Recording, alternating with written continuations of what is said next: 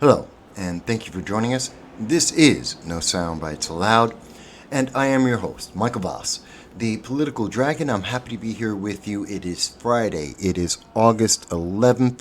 It's approximately 3 p.m., and I want to talk about a story that I think it's horrific, it's sad, it's devastating, and I think it's being dumped on a Friday to let you forget about it by Monday morning.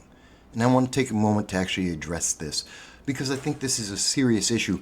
There's a lot that's going on here that I don't think most of the mainstream media is talking about. I'll explain exactly what I mean in just one moment, this heartbreaking story.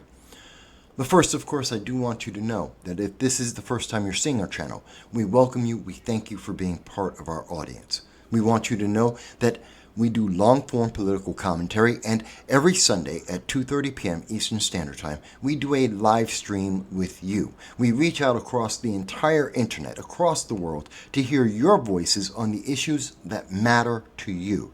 Because we believe the First Amendment isn't just an American right, it is a right of everyone. Free speech. So whether your government agrees or not, whether the internet agrees or not, we hope you will join us every Sunday at 2:30 p.m. to hear your voices from across the world. Today's a tough one. This is a tough day. It's a very serious story, a very serious issue, and it has ramifications, I think, that are being obscured by the mainstream news media. We're talking about medical malpractice. We're talking about the death of the unborn. We're talking about poverty. We're talking about how people are educated about medicine and the law.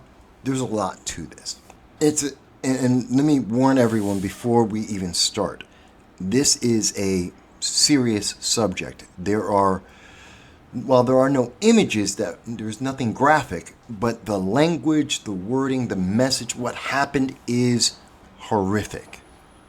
Be forewarned. This is a difficult subject. We're talking about the death of an unborn in one of the worst ways that I've ever heard of in my life.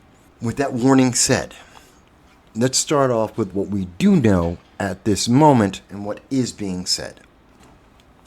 If you go, and we start off, this is from Essence Magazine, and it came out, Black Georgia mom suing hospital alleges her baby was decapitated during delivery. And sadly, according to all evidence and all information available at this time, that is exactly what happened between July 9th and July 10th, the night of July 9th into July 10th of 2023. It is horrific, it is terrifying, it is horrible. And I'm going to get into the complaint and what happened in just a moment. But what we can see already from Essence Magazine, which is a black woman's magazine, it is focusing on the fact that this was about a black woman, this is about black health care, this is about black mothers. It's not. That's really shouldn't be the focus of this story. While that is an element, and it is absolutely true that this was a young black mother that this happened to, it isn't really about her being black. We'll explain in a moment when we talk about the doctor that's involved in this. But a lot of the news media, the way that they are portraying the story, the way that they are tailoring the message and the photos that they are putting forth, it's meant to get you emotionally involved, and they're making it racial. Now, one of the things, this lawsuit is requesting a trial by jury. There isn't going to be a trial. I'll explain in a second. In addition to monetary damages, including the value of the baby's life, such as a loss of lifetime earnings, and for the funeral and burial costs. This is coming from Essence Magazine. I'll get into more details in just one second.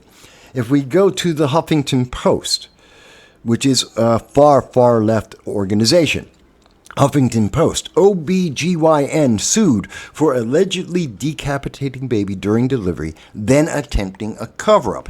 Now, you notice there's a bit of a difference between the story that we got from Essence Magazine, which was very much focused on the black mother, and now we're seeing that Huffington Post is more focused on the medical system and the fact that there is a cover-up, but keep in mind that they also have a very black-oriented racial component to their story, because the story is almost exactly the same in every major news media source out there over the last 2 days. Yes, this is a story that's been going on for 2 days. It is just now, Friday afternoon, gaining attention, but the very first report about this was 2 days ago. And only now are we starting to see the major mainstream news media talk about it Friday afternoon, which is considered the trash day, the dump day, the time where all the stories are put out and left for dead so that they can be forgotten over the weekend and Monday starts a new cycle. But from the Huffington Post, they covered this and they stated that Edmonds added that the incident represents a larger issue affecting black mothers in the United States, citing 2021 Blue Cross Blue Shield data on racial disparities in maternal health. Blue Cross Blue Shield has described an urgent maternal health crisis with black women younger than 24 more likely to experience severe childbirth complications than white women older than 35. Ross Doctor was also a black woman. Now, this is one of the few times you'll see this mentioned in any of the mainstream major news media. As much as they're focusing on this, and they're trying to tell you this is a black issue, that this is affecting black mothers, it's not just a black issue. We'll get into that in just a moment. This isn't the first time this has happened over the last decade. We believe it's happened in the research we've been able to do at least 4 times. Twice in the United States, in Brazil, and in Scotland. So that is, while it's not often, considering how horrific this is, it's, I think, too common. That's happened too much. And the United States seems to be happening in the United States, in the south of the United States, more often than apparently everywhere else in the world. We are one of the preeminent medical nations in the world. We're the leaders of the world. We have the highest quality of life in the world. We should not be the most consistent source of childbirth decapitations. There's a problem here. And the mainstream news media isn't addressing that. They've missed this fact that I found in researching this story. That in the United States, out of the last 4 times this has happened since 2011, it's happened in America twice. That's too much. That's 50% of all the cases. There's a problem here. I don't know what the problem necessarily is, but I don't think it's just race. There's something else going on. Nor do I think it's just because it's in the South. And let's get into what actually happened. What is it that we know? Let's take away the sensationalism. Let's take away the racial aspects that some of the further left you go, the more racial this story becomes. Take that element out. Let's focus on what happened here and what's the consequences of it, both legally, monetarily. What are going to be the consequences? As reported here by CBS News, yesterday, Atlanta area doctor, hospital sued after allegedly decapitating a child at birth. Notice they mention it's an Atlanta area doctor. They don't mention the doctor's name. They don't mention the doctor's gender. They don't mention the doctor's race. These are things that they normally put in their headlines. It's one of the things they tend to focus on when in these kinds of stories. We see this in gun control all the time. But they've made it more about the lawsuit and less about what did they actually do. Chilling, and I am warning you about that. When the womb was opened, the feet came out, the body came out, and there was no head, said Dr. Roderick Edmond, one of the couple's lawyers.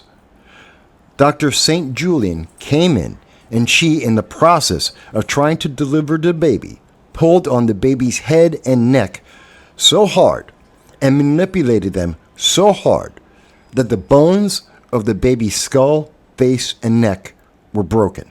That's horrific. That's the story that's coming from CBS News. CBS News, and by the way, the doctor in question, Dr. Tracey L. St. Julian, formerly Tracey L. Fisher. You can see her on the screen right now. She's the black woman. That's not the mother. That's not the victim.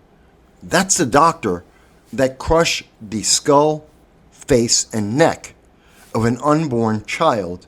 By the way, the child was never actually born. This is an important part of the story, and it has to do with why this isn't a murder case. And it will never be a murder case. I understand, and I can see the emotional reaction. The person who brought this to me, who made me aware of this story, because I didn't see it initially, were very upset and thought, this is murder. This should be an attempted murder trial, or a murder, manslaughter at the very least. Because we're talking about crushing the skull, the face, and the neck of a child, of an unborn, a baby. But the fact is that the baby never actually exited the birth canal, and therefore never took a breath. That means that the baby was never, quote, a person. Many states, not Georgia, but many states, in 27 of the states, if a baby does not take a breath, they are never born and they have no rights. Only in less than half the nation, 23 states, does a baby still have rights, even if they are not yet born, even as a baby in the womb, or some people would call that a fetus. It's a baby. That's important because that makes the difference between what is murder and what is a medical malpractice case. And this is part of the reason why we don't believe this will ever get into a courtroom. Part of the reason why there won't be a trial by jury. This is a lawsuit, a medical malpractice lawsuit. This will be settled by the hospital. This will be settled by the doctor's insurance long before it ever gets to a trial. They're going to pay, and we would hope they're going to pay tens of millions of dollars for this insanity rather than it would ever get in front of a trial, because then it will be more. And we know that there is a precedent for this. The case actually is about $1.4 million. About $1.5 million is the precedent that we have seen. That's the life of an unborn. Now, if you go to the Premier Women's OBGYN page, which services the Riverside, Georgia region, both in Riverside, Georgia and in Fayetteville, Georgia. This is for women. These are women OBGYNs. This is their team. This is their website that I've gone to. And the first person is Dr. Tracey St. Julian. And they talk about the fact that she is a board-certified obstetrician and gynecologist. She's been practicing in the Atlanta area since January of 2005. This is who the CBS News was referring to when they said the OBGYN. It's Dr. St. Julian. She was trained in Texas, and she went to med school in Texas. She did her residency in the United States military, in the Army, and upon exiting the Army, she then went to Atlanta to serve the people of Atlanta. And this is from her information directly. This is her bio. Now, I've had it noticed, and I think this is important to point out, a woman who, when I was doing the research, saw this page and told me, look at the images of how she's trying to portray herself as a professional. She's showing her relationship, she's showing images of her life, but nothing to do with her as a professional. And to the woman who saw this and was telling me about this story, said that doesn't instill any confidence. She's not talking about her achievements. And that's a little troubling. Even when other news agencies, even when other social media sources on the internet are talking about Dr. Tracey St. Julian, who formerly, before her marriage, was Dr. Tracey L. Fisher, there's nothing. You can't find anything about this woman. There's no more information about her than what she has presented herself. And trust me, I've searched. I've looked for any medical malpractice complaints against Dr. Tracey L. Fisher before she was married, her original name, and I tried to find them under Dr. Tracey L. St. Julian, trying to find medical malpractice complaints in Georgia for her. And I can tell you, you won't find anything. We have been searching. Not to say that there is or is not, but we do know that on social media at this time, there are several sources, individuals who have been making allegations saying that Dr. St. Julian has a history of medical complaints by black mothers about the way she treated them and at the moment of birth. We'll find people talking about Dr. Tracey St. Julian and saying that she is a bad doctor, that she has a history of complaints. The fact is, no credible source that I can find confirms that information. I'm not saying it doesn't exist. It is very difficult, and one of the problems this story is highlighting is it is very difficult to find out if your doctor has a medical malpractice history, that they have a history of complaints, of doing something wrong repeatedly. They are protected. Doctors are protected by their insurance companies. They are protected by hospitals. Nobody really wants you to know how good your doctor is if they have made many mistakes. And very often, these cases are settled out of court, not necessarily wrong. There are a lot of frivolous lawsuits. I'm against frivolous lawsuits, and I understand many of them, like the McDonald's lawsuit, which was because a woman put a hot cup of coffee between her bare legs in a car and then started driving, and then sued the McDonald's when this coffee spilled and burned her bare legs. That's somewhat of a frivolous case. There's more details to that, but that happened. It is a big deal, and it is important that if she does have a history of treating her black patients differently than her white patients, that's a very big issue, and that's something that should be available in the complaints, and she should be removed for that reason. Maybe she should have been stopped years ago if we were able to see the medical complaints easily and to identify that she has a pattern of maltreatment that should have been stopped. And in the current environment, she is a black female doctor, which means she's virtually untouchable. You can't say negative things about black women or black professionals, even if evidence may exist. They are a protected class. Let's return back to the case at hand. What happened to these parents, to this mother? We know that the baby decapitated during birth in utero. Metro area hospital claims investigation continues. This is being reported by the Atlanta News First staff. This was reported again yesterday in the afternoon in talking about the case. Now, this all happened at the Southern Regional Medical Center, which is in Riverdale Hospital in Atlanta, Georgia. This is a problem. Now, the hospital is trying to, in several of the news media accounts, whether it be in Essence or in several others, they have been trying to say and put themselves as being innocent, that Dr. St. Julian is not their employee, and that they have been doing everything to comply. And that's kind of true. But here's the thing, as reported here, we see that the hospital did not self-report this incident. They're cooperating. They're cooperating with the county. They're working with investigators. But they're not the ones who told us what happened. Maybe specific, the shoulders of the baby were stuck. And as the doctor, St. Julian, was trying to get the baby to come through the birth canal, the shoulders were stuck, and Dr. St. Julian allegedly crushed the baby's skull, neck, and face, which is horrific. Then, after 3 hours of trying to pull this baby through the birthing canal, at that point, based on the lawyer's description, then and only then was a cesarean section, a C-section, was determined as necessary, and they began the operation. That operation took 2 hours.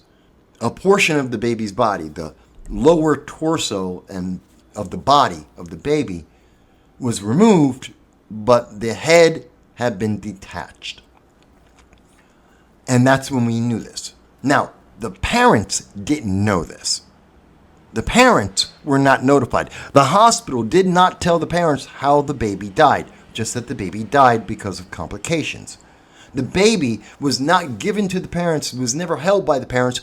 The baby was wrapped up tightly in cloth, and the head was positioned such that you would never know that it had become detached from the rest of the body. This is what the hospital did, not the doctor. The hospital disguised the cause of death of this child, and sent it over to the funeral home.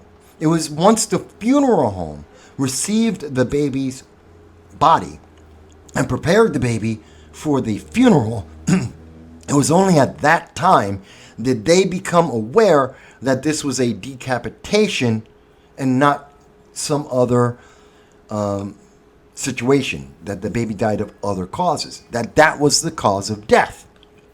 It was only then that was found out. And once it was known by the funeral home telling the parents at that moment how their baby died, then the hospital said, hey, we'll cooperate, we'll help you with this, we'll do everything we can, which I find to be duplicitous and evil. They didn't tell anyone. They didn't let anyone know. The doctor didn't tell the family. The hospital didn't tell the family. What they did is they covered it up. They hid this from everyone.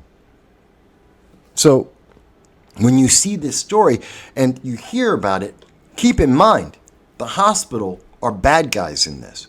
They promoted a lie. They prevented, or were trying to prevent, it seems, the parents from being able to be aware of how their child died and to punish the doctor that did this. The hospital is protecting themselves and the doctor they allowed to use their facilities. That's horrific.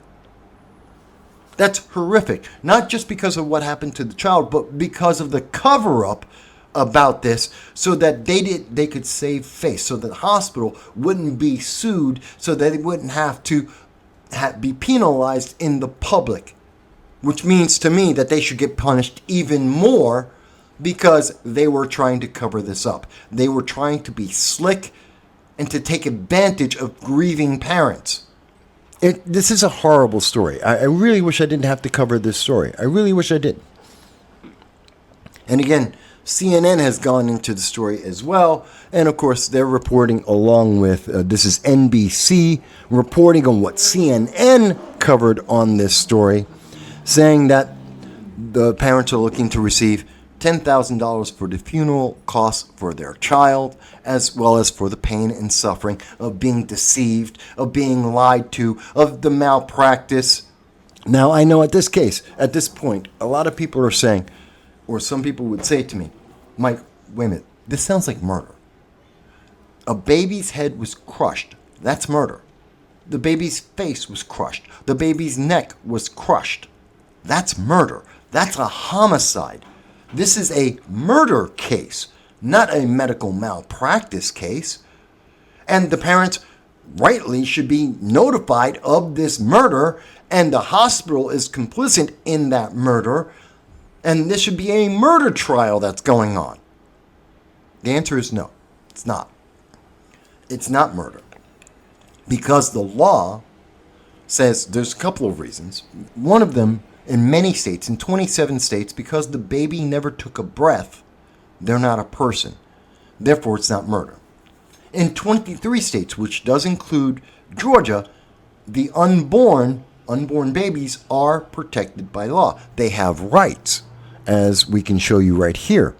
According to the 2022 Georgia Code Title 16, Crimes and Offenses, you can see that for the purposes of the code, the term unborn child means a member of the species Homo sapien at any stage of development who is carried in the womb. but it does not include any person for medical treatment of the pregnant woman or her unborn child, which means the doctor is free and clear. You cannot charge the doctor, even though the baby's skull was crushed, the neck was crushed, that this baby was decapitated. Anything in any other circumstance that would be considered murder. But if the child doesn't take a breath outside of the womb, or in 23 states where the unborn are protected, if it's a doctor, then it doesn't matter. That's not murder. No one in the news media is really covering this, but it makes us wonder about the laws for the protection of rights of unborn children. I mean, the doctors know this. They know that they can't get charged. So if this was malicious, if, as some have alleged, and we cannot confirm, if this doctor has a series of malpractice complaints treating black women differently than any other group and having different procedures for black women giving birth than any other group, and this is something she's repeated, this is a hate crime. No, she's covered, and she knows that even if hate was the motivation, even if there is a systemic problem, it doesn't matter, because she knows that even in Georgia, in 27 states, it doesn't matter because the child never breathed. And in Georgia, she's a doctor, so she's protected. And I think we need to look at these laws again. We need to look at the laws for the unborn. Doctors know that they cannot be punished. Medical institutions know they can't be punished. That they can literally do anything and they cannot be charged or punished. And depending on how successful some of them can be at a cover-up, we must say that the Southern Regional Medical Center, they're complicit in this. They know it too. They were the ones trying to hide this from the parents. And it brings up the question, how many times have they hidden from parents, I don't care what the color of skin is, that they have hidden from parents the death of a child and it just wasn't picked up because it wasn't as obvious as a decapitation? How many times are there individuals, doctors, that may have crushed the skull of a child in birth, and that was covered up and just said that the child died of natural causes? The hospital never reported it. It wasn't noticed by the funeral home, and so parents don't know. This is a problem, and it should be investigated. We should know about this, and we should know about this doctor. Let me say it again. Not one news media service that I can find has mentioned whether or not Dr. Tracey L. St. Julian or Dr. Tracey L. Fisher, under her maiden name, has medical complaints. I've yet to see one person, not one news media source has mentioned this. It is essential for this story. And I tell you, it's probably not been reported because the mainstream news media wants this story to die. They want this to be buried. They don't want you to think about this. It's a horrific story. It is a horrific situation. And they want this story to go away. And that troubles me in great detail. Because, again, this isn't something that's unique. It has happened before. Let me show you what I mean.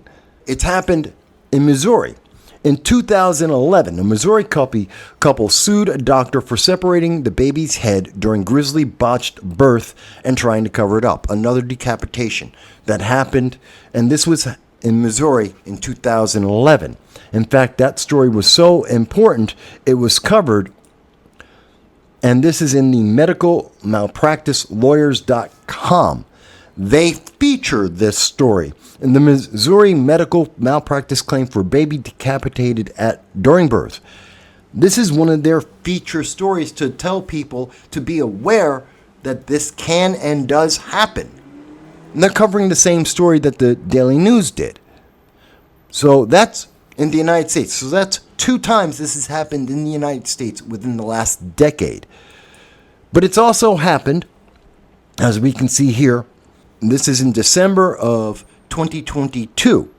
A jury awarded $1.4 million to mother who watched baby decapitated at birth. A mother saw this happen to her child. That happened in Louisville, Kentucky. So that's three. That's 3 times it's happened in the United States. Of course, there's also the story that came out back in 2023, earlier this year, about the Brazilian mother who had her child decapitated. And then there's the 2018 story. This happened actually in 2014, but as reported by the BBC, a mother relives the day her baby was decapitated during birth. This happened in Scotland in 2014. And after 2.5 years of trials and being in court, what did they find? Well, the final decision was the medical profession inquiry into this was a lengthy legal investigation. It ended in trauma. The mother stated, the investigation took about 2.5 years. They came back and basically sat me in a room and told me that because my son didn't take a breath, he has no legal persona in Scotland, that he didn't exist. There was no crime because he wasn't born. So what have we seen here? 3 out of the 5 times. 3 out of 5 times. This has happened in the United States. This is a problem. It affects Hispanic women. It affects white women. It affects black women. It affects the poor and those who aren't poor. This is an issue that isn't racial, that isn't just limited to income, although those things may magnify the occurrence. But there is a big problem when 3 out of 5 are happening in the United States, and hospitals are protecting the doctors, and the public have great difficulty finding out about the medical malpractice complaints of these doctors. In fact, this is happening enough. It is common enough, and it is happening recently enough that there was actually an article. This is from the National Library of Medicine, the National Center for Biotechnology Information, published by PubMed. It is the traumatic decapitation of the fetus during birth, criminalistic and forensic aspects. This is a publication, a peer-reviewed publication, talking about this issue because it has become that common. It has happened that often. And this troubles me. Because think about it. In Georgia, you can claim your unborn child, your baby, you can claim them as a tax write-off. Georgia recognizes that babies in the womb are still a person. They have rights, they are alive, and they give a benefit to the parents for that as a tax benefit. And again, we know they have a law specifically targeting the rights of those who are unborn. It is a crime to affect and to attack and assault the unborn. Unless you're a doctor. Unless you're a hospital, then you can get away with it. This troubles me in so many levels. And this means that we should be talking about why is there so many of these cases happening in the United States. This is becoming more frequent than it has been over the last decade. That's an inherent problem. And it is being hidden by the hospitals. It is being hidden by the malpractice insurance companies for doctors. People don't know what's happening to themselves. We need to address this. And we need to expand the the protections for the unborn. I think that's important. It gives fear. It makes these doctors who at this moment are being protected in every way possible, it gives them a reminder that they are accountable and will be held accountable. That when you do something this horrific, there is a consequence, not just that you're going to pay off your insurance policy, but that there is a real world penalty for doing this. Whether that's jail time or losing your license, I don't know, but something else besides your insurance rate just went up. That's it? Is that all we're saying that an unborn is worth? Even with a conspiracy to hide this from the parents? Is that it? I think there's a bigger issue here. How do we address the unborn? What are the consequences for mistreatment of the unborn and the mothers of those children? We need to address that. I know everyone says, well, it's abortion. We can't talk about that. That's a hot button issue. Late term abortion is okay. In New York State, you can have a late term abortion up to the moment of birth. What was it? Governor Northam said that you can have an abortion post birth. We need to sit down as a society and we need to really figure this out, because the problem seems to be growing. No one in the mainstream news media wants to address this, and I want to address it before it becomes common. This absolutely needs to be investigated. We need to talk more about this. And the mainstream news media is going to kill this story by the end of the weekend. But I want to hear what you think about it. I want to hear how you feel about this. Should this be a crime? Should there be a penalty besides an insurance premium increase? Should parents be told about how their children die? Should we be putting more pressure on hospitals to make sure parents are properly informed and that they're not complicit in hiding this information? Should doctors' malpractice complaints be more readily and easily available for the public to see so that they are able to identify potential problems and to avoid them? Do you think that's right? Or do you think I've missed the boat? This is No Soundbites Allowed, and I am your host, Michael Boss, Dragon of the Southern Tier. I'm happy to be here with you today. Eric Holder, the Attorney General of the United States, admitted he has not read the Arizona immigration law. I know it is a difficult task to stand up in front of our peers and say that Congress has failed to listen to voters. You here at CPAC said yes to President Donald Trump in 2016, and I know you're going to say yes to. She was very aware that she had the flag in her hands and that the flag was dragging on the ground. That is a intentional action. She knows what she is doing. She then drops the flag. Understand the logic, and we see this in social media on a regular basis, and it's something that Newsweek decided not to tell you about. Representative Sheila Jackson Lee, a representative in Congress who is writing laws to deny American citizens their rights, has no idea what she's talking about. And they are against the vaccine mandate. Yeah, absolutely. Now, you support that? Last time I checked, there were not a lot of planes crashing into each other at airports, right? You can meet a very, very stringent accuracy rate when it's important, when it matters, like in federal elections. The quote from Joe Biden where he is admitting that he is willing to lie to the American people.